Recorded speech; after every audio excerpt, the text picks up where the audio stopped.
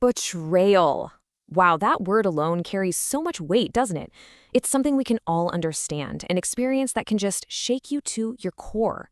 So today, we're going to get right into it. We're going to dissect this incredibly profound human experience, looking not just at why it hurts so bad, but how you get through it. Have you ever wondered that? Why does betrayal feel so uniquely awful? It's more than just being disappointed or angry. It's this deep personal wound. In this explainer, we're going to unpack exactly that. The psychology, the social fallout, and even the biology behind that intense, gut-wrenching pain. All right, so to really understand the pain, we first have to see the wound for what it is.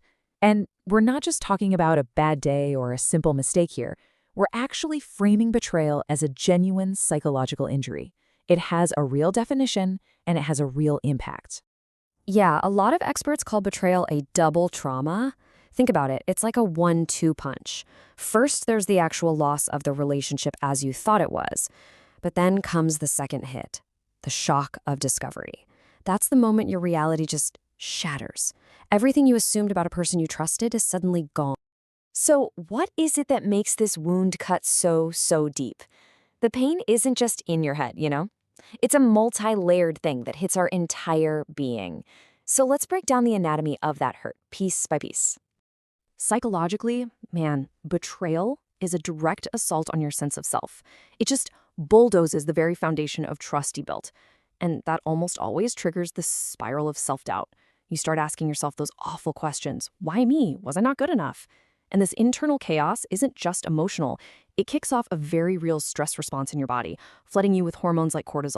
And you know, this kind of thing rarely stays private, right? It's a social wound too. It breaks that unspoken social contract we all rely on, that promise of commitment.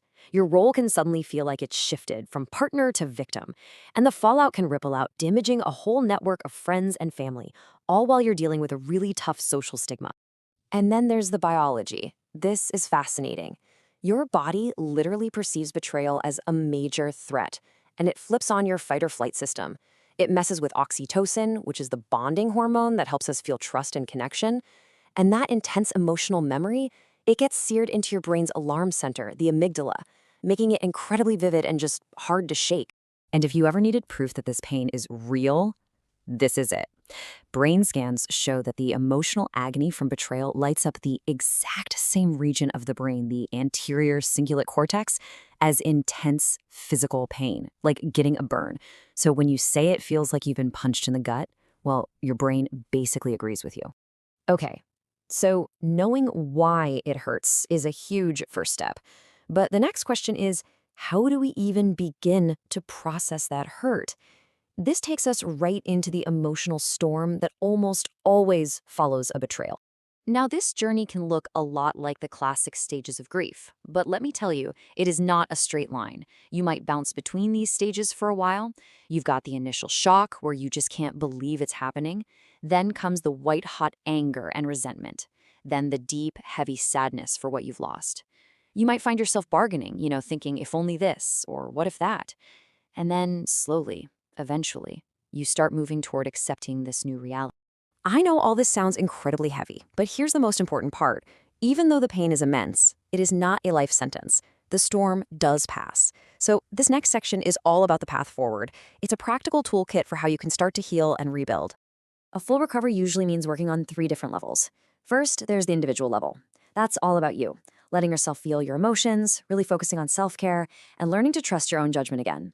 Then, if you decide to repair the relationship, there's the relational level, which needs super clear boundaries and often professional help. And finally, the social level, leaning on friends who truly support you. So what can you actually do? Well, here are some really concrete tools. Expressive writing or journaling can help you get all that poison out. Mindfulness is an amazing tool to help you manage those intrusive thoughts that just keep looping. And forgiveness. Now, this is so important. This isn't about letting the other person off the hook. It's an internal process you do to free yourself from carrying all that anger. And finally, setting new goals can give you back a sense of purpose. And please remember this. This is so crucial. Healing from a deep betrayal takes time. It might be months, it might be years. There's no stopwatch on this. The goal isn't to be perfectly healed tomorrow. The goal is just progress, one small step at a time. So after the storm, after all the hard work of rebuilding, what's left? What's on the other side? Well, you're not just patching up the old house. You actually have a chance to build an entirely new foundation. And this, right here, is the ultimate message of hope.